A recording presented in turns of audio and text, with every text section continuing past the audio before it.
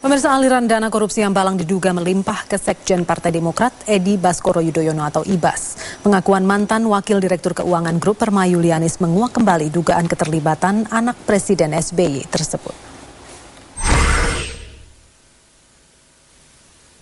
Mantan Wakil Direktur Keuangan Grup Permai Yulianis mengakui IBAS atau Edi Baskoro Yudhoyono telah menerima uang 200.000 US dollar dari Grup Permai. Tanpa bisa merinci penggunaannya, Yulianis menyebut uang itu terkait Kongres Partai Demokrat tahun 2010. Mantan anak buah Muhammad Nazarudin ini juga mengakui menyimpan catatan penerimaan uang tersebut. Grup Permai merupakan perusahaan yang digunakan mantan Bendahara Umum DPP Partai Demokrat M. Nazarudin untuk meraup uang proyek APBN seperti proyek Wisma Atlet dan Pusat Pendidikan Olahraga Hambalang dengan cara-cara melanggar hukum yang syarat dengan praktek suap dan korupsi. Spontan, Edi Baskoro Yudhoyono membantah. Berdasarkan email yang dikirimnya untuk media, IBAS menyatakan tidak mengenal Yulianis termasuk Mindo Rosanlina Malunulang. IBAS menilai tuduhan tersebut telah mencemarkan nama baiknya dan memastikan 1000% tudingan tersebut tidak benar. Meski sering dituduh tentang aliran dana bailout kasus Senturi, kasus Hambalang, IBAS menegaskan dirinya tidak menerima sepeser pun aliran dana kasus korupsi tersebut. Selain itu, IBAS mengungkapkan dirinya selaku Steering Committee atau SC Kongres Partai Demokrat di Bandung tahun 2010, dirinya tidak menerima uang. IBAS bertanya-tanya ada kepentingan politik besar apa di balik isu yang menginginkan putra kedua Presiden SBY itu masuk dalam pusaran kasus korupsi. IBAS pun berkomentar tentang kebebasan pers yang harus bertanggung jawab. Atas fakta persidangan dan pengakuan para saksi maupun tersangka, KPK akan melakukan validasi. Juru bicara KPK Johan Budi menyebutkan tidak semua pengakuan saksi atau tersangka selalu benar, sehingga KPK akan memvalidasi keterangan dari saksi atau tersangka. KPK tidak akan memanggil orang per orang atau IBAS dalam kasus ini. Tim Liputan, Metro TV. Ya, pemirsa, tudingan bahwa Sekjen Partai Demokrat Edi Baskoro Yudhoyono menerima uang aliran Hambalang kembali menguak, dan gini rekan Fesi Alwi sudah bersama 3 narasumber untuk sore ini untuk mengulas tuntas tentang topik ini. Silakan Fesi. Ya, Zelda, terima kasih. Dan pemirsa, seperti yang tadi kita sampaikan bahwa ini terkait dengan keterangan dari Yulianis, mantan Wakil Direktur Grup Permai, yang mengatakan bahwa Sekjen Partai Demokrat Edi Baskoro Yudhoyono sempat diberikan uang sebesar 200.000 dolar Amerika Serikat sekitar kurang lebih sebelum 1 bulan sebelum Kongres 2010 Mei 2010 Partai Demokrat berlangsung. Bagaimana KPK melihat keterangan dari Yulianis ini? Kita akan wawancara bersama sejumlah pihak yang di studio sudah hadir. Ketua DPP Partai Demokrat Bidang Hukum Bapak Didi Rawadi. Pak Didi, selamat malam. Dan di luar studio sudah hadir 2 narasumber kami, juru bicara KPK Johan Budi dari KPK. Selamat malam Pak Johan.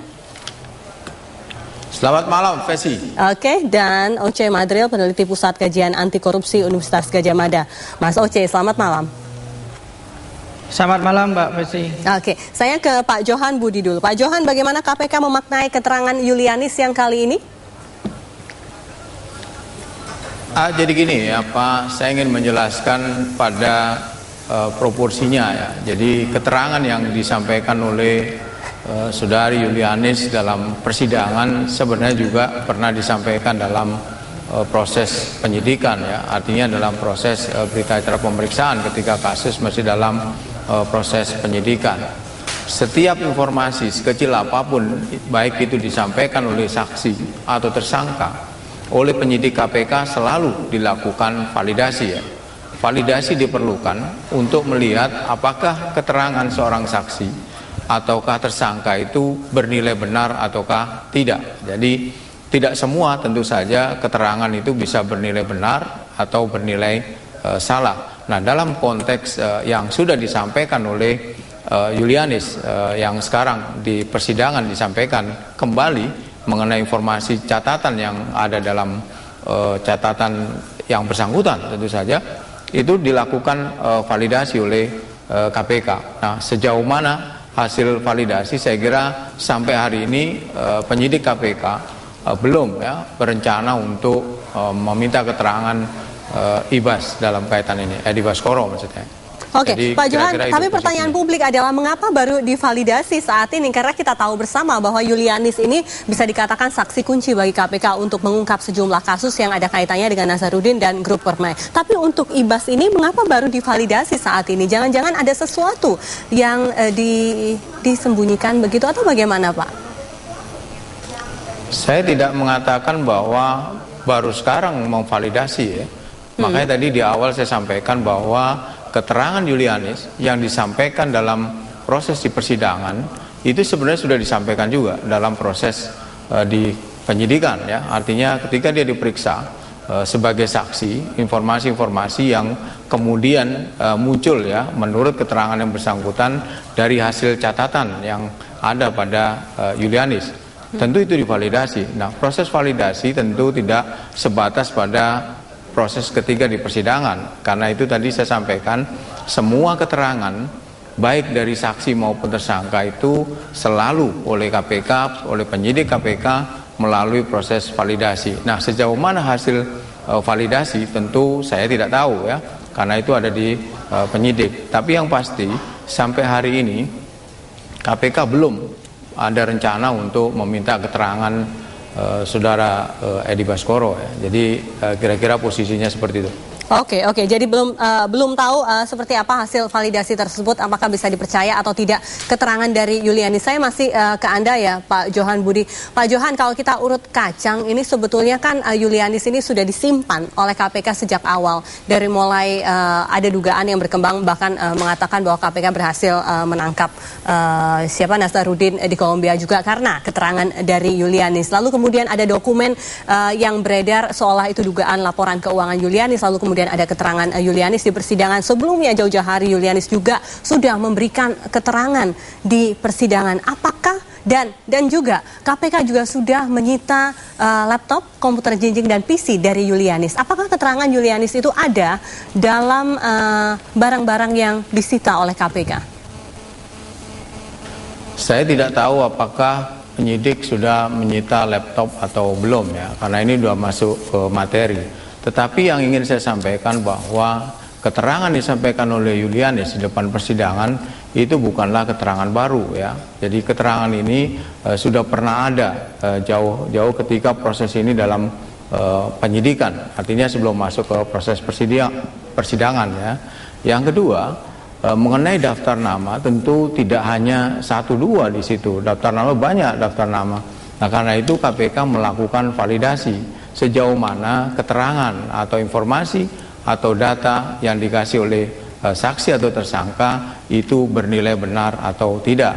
Nah, sampai hari ini karena itu saya tidak tahu hasil validasi, tetapi yang pasti penyidik pasti sudah melakukan validasi itu, dan sampai hari ini saya belum dapat informasi, dan saya juga menanyakan bahwa belum ada rencana untuk meminta keterangan terhadap Saudara Edi Baskoro.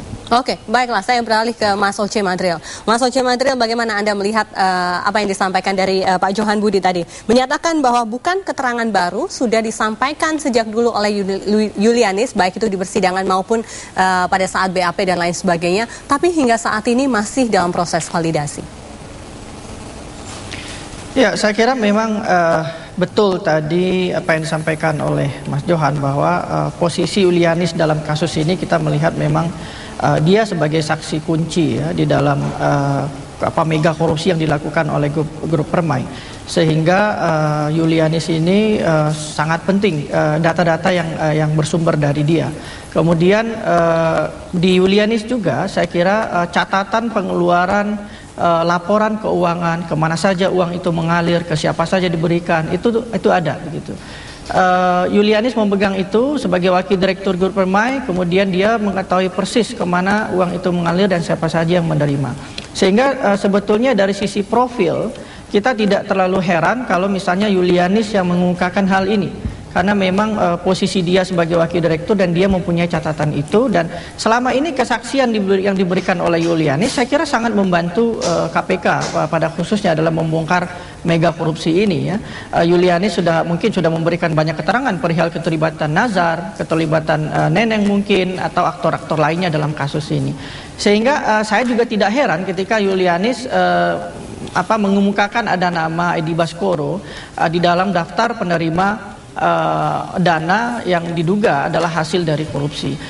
Dan memang kita melihat dalam konteks korupsi yang dilakukan oleh grup Permai itu kan, kalau kita lihat aktor-aktor yang terlibat adalah pengurus inti dari Partai Demokrat, atau setidaknya politisi yang memang punya keterkaitan dengan pengurus inti dari Partai Demokrat. Ada Anas Urbaningrum ketua umum, ada Edi Baskoro sebagai sekjen, kemudian ada Nazarudin sebagai bendahara umum pada waktu itu, dan ada Andi Malaranggang sebagai menteri dan lain sebagainya. Sehingga menurut saya data ini sebetulnya kita tidak heran juga ketika Julianis mengungkapkan itu, bahwa ada politisi ini yang menerima politisi itu dan lain sebagainya. Yang paling penting adalah memang kita patut mendorong agar penegak hukum menuntaskan kasus ini. Jadi tidak hanya berhenti pada pihak-pihak yang mungkin saat ini sudah menjadi tersangka. Dan tadi Mas Johan saya kira mengakui itu, bahwa akan dilakukan validasi, artinya akan dilakukan penuntasan terhadap siapapun yang diduga menerima hasil korupsi itu,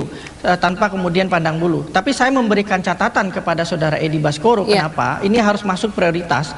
Kenapa demikian? Karena Edi Baskoro adalah penyelenggara negara sebagai anggota DPR yang punya kewenangan pada waktu itu. Yang kedua, dia adalah pengurus inti partai politik yang boleh jadi melakukan permainan-permainan, perdagangan pengaruh lah, mempengaruhi proyek dan lain sebagainya. Ini yang harus dipertimbangkan juga oleh Komisi Pemberantasan Korupsi dalam melihat prioritas pemeriksaan terhadap penerima daftar nama-nama yang menerima dana yang ada di Julianis. Pak Oce, saya tahan dulu ya Pak ya, karena Pak Johan ini akan segera ke tempat lain. Saya akan fokus kembali kepada Pak Johan Budi. Pak Johan, publik mempertanyakan seperti apa sih posisi dari Julianis ini di mata KPK. Kerap kali dijadikan saksi dari sejumlah persidangan begitu, tapi tidak dijadikan tersangka. Padahal kalau kita lihat dugaan laporan keuangan yang keluar beberapa waktu terakhir ini semuanya atas approval dari Julianis. Sebetulnya posisinya seperti apa? Akankah menjadi tersangka atau seperti ditimang-timang nih tampaknya oleh KPK? Ya, KPK tidak menimang-nimang siapapun ya, tetapi memang Julianis adalah salah satu saksi dalam konteks pengusutan KPK, baik dalam kaitan dengan Wisma Atlet maupun dalam kaitan dengan Hambalang saat ini yang sedang dalam proses penyidikan ya. Jadi sampai hari ini saudari Julianis adalah saksi yang tadi disebut, bisa juga disebut sebagai saksi penting ya. Tapi menurut saya semua saksi adalah penting ya, karena saksi bisa membantu mengungkap, membuat terang sebuah kasus. Saya ingin mengulang kembali bahwa daftar yang dikeluarkan ya, daftar yang ada dalam catatan Julianis itu berisi tentang catatan-catatan mengenai banyak pihak ya, banyak orang. Karena itu KPK melakukan validasi terhadap semua yang tercatat dalam itu. Tetapi validasi yang dilakukan oleh KPK tidak selalu harus memanggil ya pada orang yang ada dalam daftar atau orang yang dituduh. Tetapi bisa juga memvalidasi dengan cara-cara yang lain ya. Kemudian bisa disimpulkan bahwa catatan itu didukung oleh bukti-bukti yang firm, sehingga bisa disebut bahwa catatan itu benar adanya, sehingga orang yang dituduh adalah memang benar-benar menerima seperti yang dituduhkan dalam catatan itu. Kalau catatan itu berdiri sendiri tentu tidak bisa, karena harus ada bukti-bukti pendukung. Nah, beberapa tersangka yang sudah ditetapkan oleh KPK tentu tidak hanya mendasarkan pada keterangan satu saksi saja, tetapi juga didukung oleh bukti-bukti yang firm ya, yang kemudian bisa disimpulkan bahwa seseorang itu sudah ditemukan dua alat bukti yang cukup sehingga bisa dijadikan tersangka. Siapapun saya kira kalau bukti-buktinya firm, tentu oleh KPK akan dijadikan tersangka. Sebaliknya, KPK tidak bisa menjadikan seseorang tersangka hanya berdasarkan informasi yang sepihak atau informasi dari satu orang saja. Jadi ini fungsi validasi yang kira yang sedang dilakukan oleh penyidik KPK. Oke. Jadi singkat kata Pak Johan, benarkah kemudian ini walaupun bukan merupakan keterangan awal dari Julianis, tapi dugaan penerimaan uang 200.000 US dollar kepada Edi Baskoro Yudhoyono yang diberikan oleh grup Permai baru sebatas pengakuan yang juga dibarengi dengan bukti laporan keuangan dari Julianis EQ pada saat itu adalah Wakil Direktur Keuangan dari Grup Permai. Hanya itu saja, belum ada tambahan saksi yang lainnya maupun alat bukti yang lainnya. Sejauh yang saya tahu bahwa informasi itu, catatan-catatan itu baru atau hanya keluar dari Julianis ya. Dan catatan itu tidak hanya pada satu orang ya, siapapun orang itu, tetapi banyak orang yang ada dalam catatan Julianis. Mungkin Julianis bisa ditanyakan ada berapa orang dalam catatan perusahaan yang ada di tangan dia itu yang masuk dalam list ya. Saya kira banyak, tidak hanya puluhan ya, mungkin bisa sampai ratusan itu. Baik, kita tunggu seperti apa hasil dari validasinya ya Pak Johan. Terima kasih Pak untuk kesekian kalinya berhasil kami hubungi dan memberikan keterangan di Prime Time News. Kita akan kembali bersama dengan Pak Didi dan juga Oce Mandril sesaat lagi pemirsa.